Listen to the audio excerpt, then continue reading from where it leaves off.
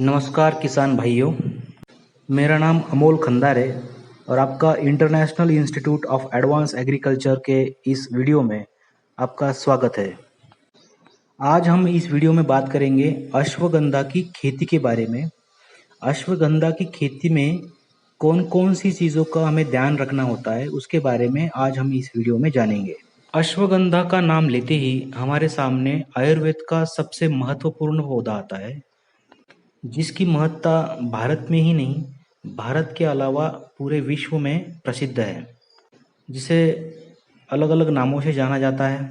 भारत में इसे अश्वगंधा या फिर असगंध के नाम से जाना जाता है। इसका वानस्पतिक नाम विदिनिया सोमनीफेरा है। इसे इंडियन जिनसिंग के नाम से भी जाना जाता है। अश्वगंधा का आयुर्वेद में इतना महत्व इसलिए है क्योंकि ये सैकड़ों बीमारियों में काम में आता है।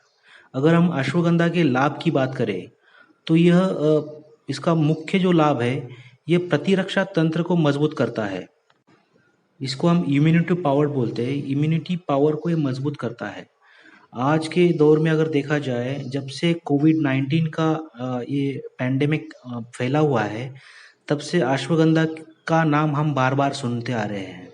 और कोविड-19 में जिसकी इम्यूनिटी पावर अच्छी है, उन लोगों को ये कोरोना होने के चांसेस बहुत कम होते हैं।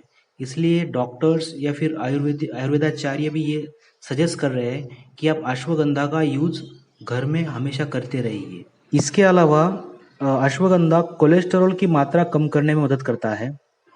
अश्वगंधा जो है रक्त में शुगर की लेवल को नियंत्रित रखने में मदद करता है। अवसाद हो, चिंता हो या फिर चिड़चिड़ापन हो या फिर तनाव हो, उसको कम करने में मदद करता है। अगर किसी की थायराइड निष्क्रिय हो गई है तो उसको जगाने का काम अश्वगंधा करता है। महिलाओं में स्वस्थ प्रजनन क्षमता को बढ़ावा देने का काम अश्वगंधा करता है। इसके अलावा बहुत सारे जो रोग है उसके निदान के लिए आयुर्वेद में इसका महत्व दिया हुआ है। आइए बात करते हैं अश्वगंधा की खेती के बारे में। अश्वगंधा एक बहुवार्षिक पौधा है और इसकी जो खेती है वो 6 से 7 महीने के लिए भी की जा सकती है। इस पौधे को वर्षा ऋतु शुरू होने के समय लगाया जाता है। इसकी खेती सभी प्रकार के ज़मीनों में की जा सकती है।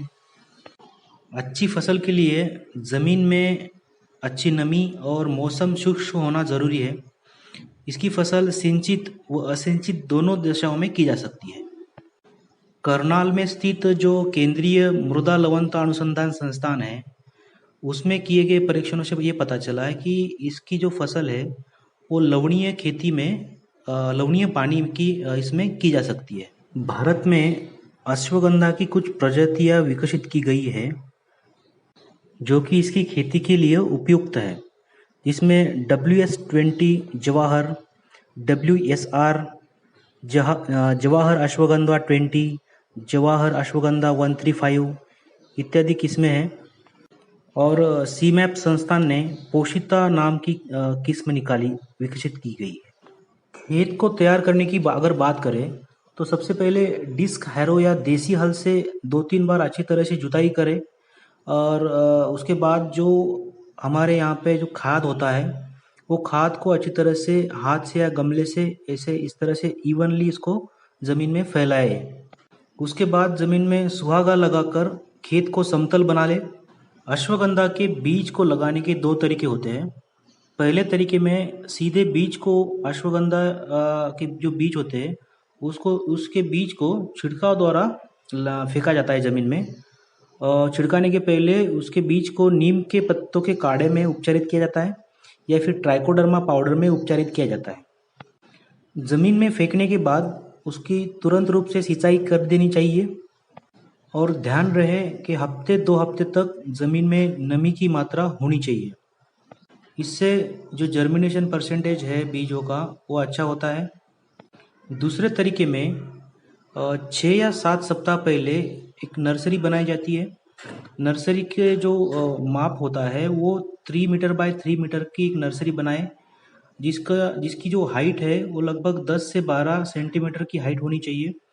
उस पे इस बीजों को रेत या मिट्टी में मिला के इसको इस बेड पे छिड़काया जाता है और बीज छिड़काने के बाद उसके ऊपर गनी बैग जो होती है हमारे यहाँ पे, वो गनी बैग्स ढक दी जाती है और ऊपर से पानी फव्वारे के माध्यम से उसके गनी बैग के ऊपर पानी छिड़काया जाता है।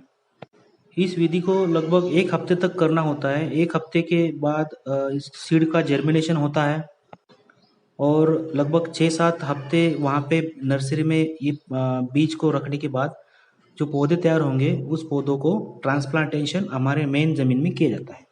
1 एकड़ खेती के लिए 5 किलो बीजों की आवश्यकता होती है और ज़मीन में डालने के लिए जो खाद हम इस्तेमाल करेंगे, उसमें 4 प्रकार के खादों का मिश्रण होना ज़रूरी है।